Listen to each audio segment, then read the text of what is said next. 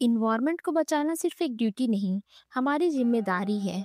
और इसी जिम्मेदारी को पूरा करने के लिए एक स्पेशल कोड बनाई गई है, नेशनल ग्रीन ट्रिब्यूनल। एक छोटे से गांव के पास एक नदी बहती थी और वो लोगों के जीवन का सहारा थी। लेकिन धीरे धीरे फैक्ट्री का गंदा पानी उसमें गिरने लगा, मछलियां मरने लगी, पानी पीना मुश्किल हो गया। तब गांव के लोगों ने बोला, चलो नेशनल ग्रीन ट्रिब्यूनल में केस डालते हैं। नेशनल ग्रीन ट्रिब्यूनल या एनजीटी एक स्पेशल कोर्ट है जो इन्वायरमेंट से रिलेटेड केसेस को सुनता है, जैसे पॉल्यूशन, जंगल काटना, माइनिंग या रिवर को बचाना।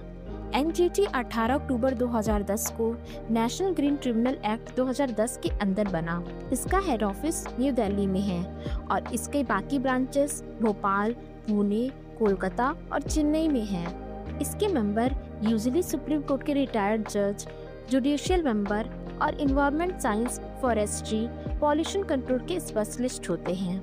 एनजीटी इन्वायरमेंट से जुड़ी 7 मेन लॉज की केसेस देखती है, जैसे water pollution act 1974, air pollution act 1981, environment protection act 1986, forest conservation act 1980।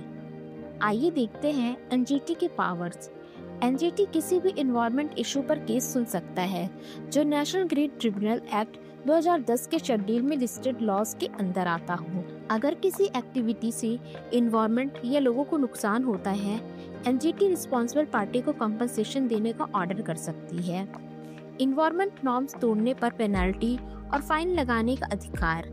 NGT order final होते हैं और ये सिर्फ सुप्रीम कोर्ट में अपील होती हैं। Importance of NGT.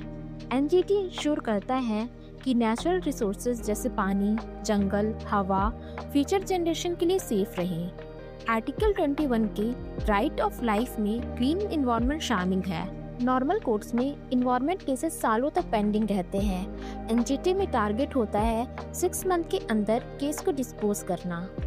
Delhi NCR में 10 साल पुरानी डीजल गाड़ियों पर ban, illegal sand mining, Ganga और यमुना सफाई के ऑर्डर्स एनजीटी के डिसीजन के एग्जाम्पल्स हैं। नेशनल ग्रीन ट्रिब्यूनल सिर्फ एक कोर्ट नहीं बल्कि प्राकृतिक का रक्षक है।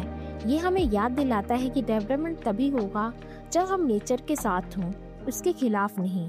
क्योंकि जब जंगल, नदी और हवा बचेगा तभी इंसान भी बचेगा। अगर आपको मेरी वीडियो अच्छी लगी हो तो लाइक, शेयर और चैनल को सब्सक्राइब जरूर करें। Thank you for watching the video.